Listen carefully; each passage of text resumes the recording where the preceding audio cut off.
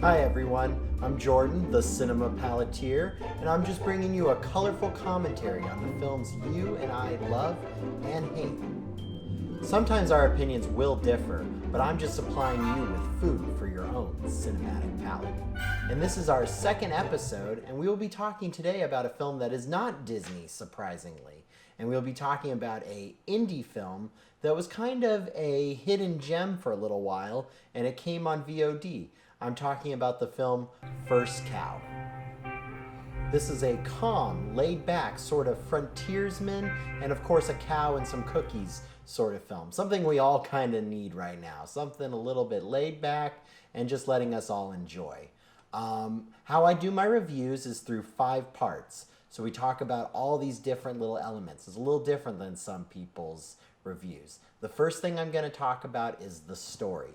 Next, the characters. Next, the design and look of the film. And then fourth, the theming of the film. And then finally, some final thoughts with my own little secret twist on the end, which is how I would make this film better. So let's jump right in with story. This film is about 2 characters, Cookie and King Lou.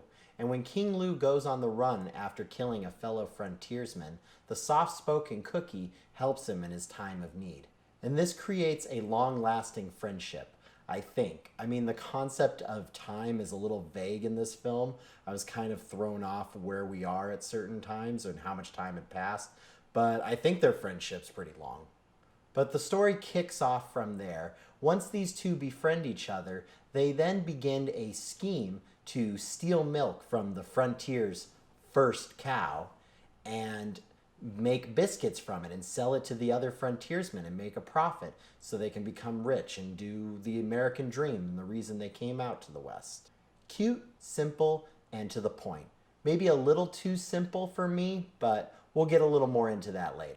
This story really could have taken leaps into a whole other genre, really developing a friendship and really having a animal as an extra character in this 2 men's friendship.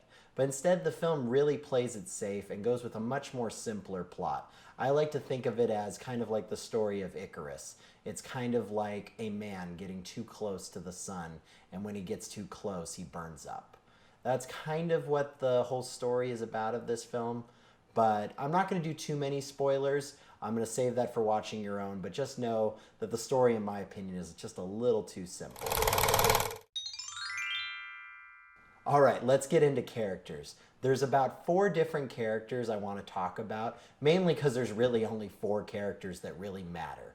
And that is Cookie and King Lou are 2 protagonists, which do a pretty good job. They're both up and coming, kind of under the radar actors, but I did enjoy their roles. I do not think the problems came with those characters. So let's get a little more into these characters. First, let's get into Cookie. He's kind of the more central protagonist. He's played by John Magaro, and he's, like I said, an upcoming actor. The character is this cook that's on the run in the frontier. He's kind of traveling from group to group, never really sticking anything. I guess you would call him a poser or something like that. And he's just shy, but he has a little bit of a devilish side, even though he's shy. Maybe you have to be a little rough and tumble in the West, and I think he does lend that to himself. You kind of see how he did survive, but at the same time, he's also a very weak character. The other character is King Lou, played by Orion Lee. Once again, a relative unknown.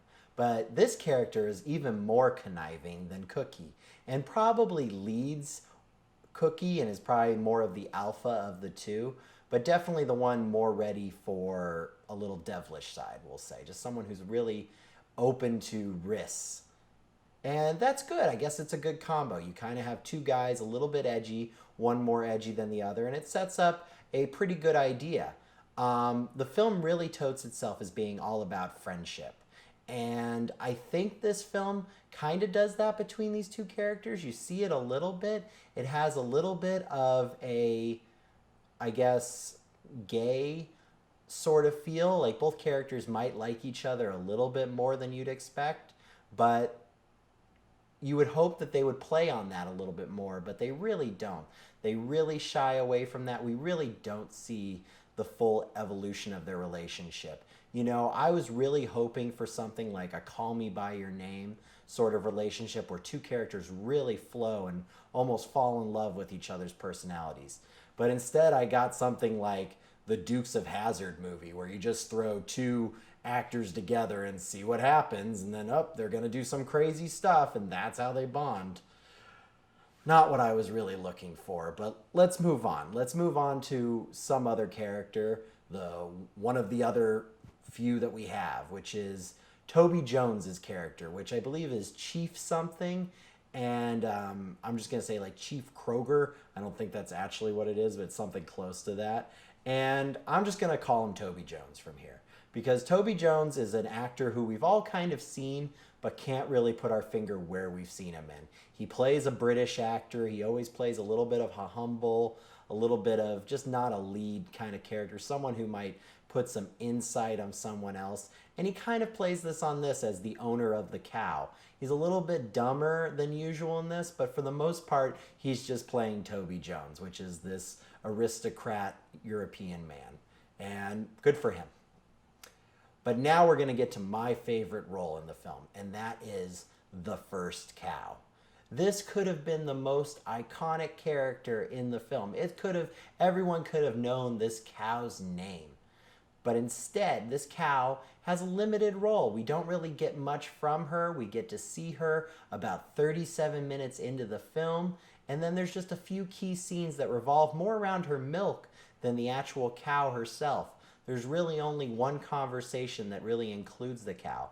I understand a cow isn't going to talk, but this film is called First Cow. I want to see the cow.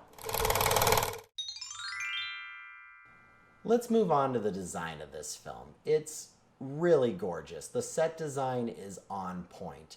You know, it just looks very natural, looks very much like they went to a place where this could have happened, and a place that looks very untouched, like the beginning of a frontier. I've only seen this in a few films recently.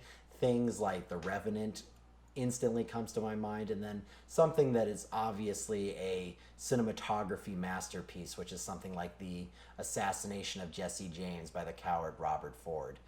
These films really capture a look to where they are in the setting, and I think First Cow does actually a really great job of this. This is the part of this film that really shines. So what's in front of the camera is really great, and what's in the camera is also pretty great. I mean, they really do a graininess to all the night shots. Things are a little harder to see, and you can just tell that the colors and everything are a little more desaturated, and it's just a very unique look, and I applaud them for that.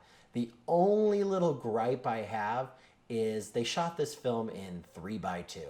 And I know some people really like it. It makes them feel nostalgic because it's like this, you know, regular tube TV sort of look or just an old film sort of look. But I really don't understand why it's here in this film. I felt like throughout this film, a lot of parts we are doing artsy things for the sake of it's an art film. And that goes with the 3x2, you know. I don't think this film is taking place in a time where there is film. Maybe there is, but we're really not trying to copy the look of that time. So why is it there? But overall, the look of this film is gorgeous. Just ignore the two black bars on the side, okay? In this film, the trailer, everything you see before this film totes it as a film about friendship growing and the power of friendship. Well, that's there, but it might not be the biggest theme in the entire film.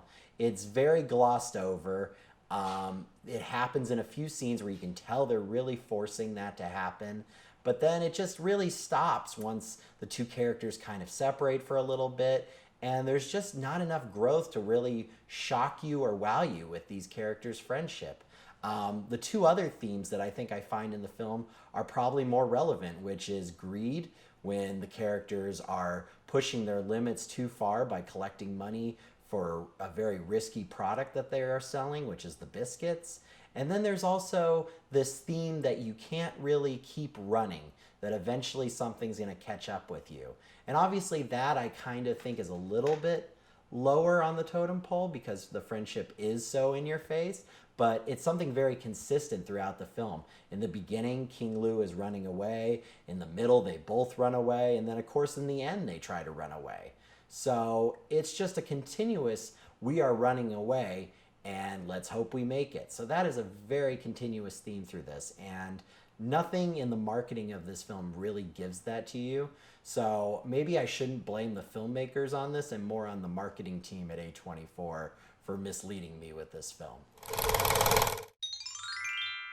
First off, I want you all to know I was very excited for this film. I poured a big glass of milk. I poured a big bowl of cereal with milk. I was milk ready to get me some good cow fun. Well, the cow didn't show up till after I was done with all my milk, and I had a nice little sore stomach because that's way too much milk for one person to have. And then the cow just jumps in and out, and there's not enough cow. There just really isn't. As the famous Christopher Walken says, I need more cow, Belle. And that's my one thing that I would change to change this movie. I would add a lot more cow. Put the cow in the friendship. Put the cow in every aspect of this film with these men. But I'm saying let them have a friendship, a bond. Let them need this cow. Let their friendship become better because the cow is there, because they've used the cow for its milk. And just enjoy this whole film with the cow. But that didn't happen. This film is a good-looking film. It has a nice little story, and that's about everything I have to say. And when the cow's in there, it feels nice. So I'm going to give this film a 6 out of 10.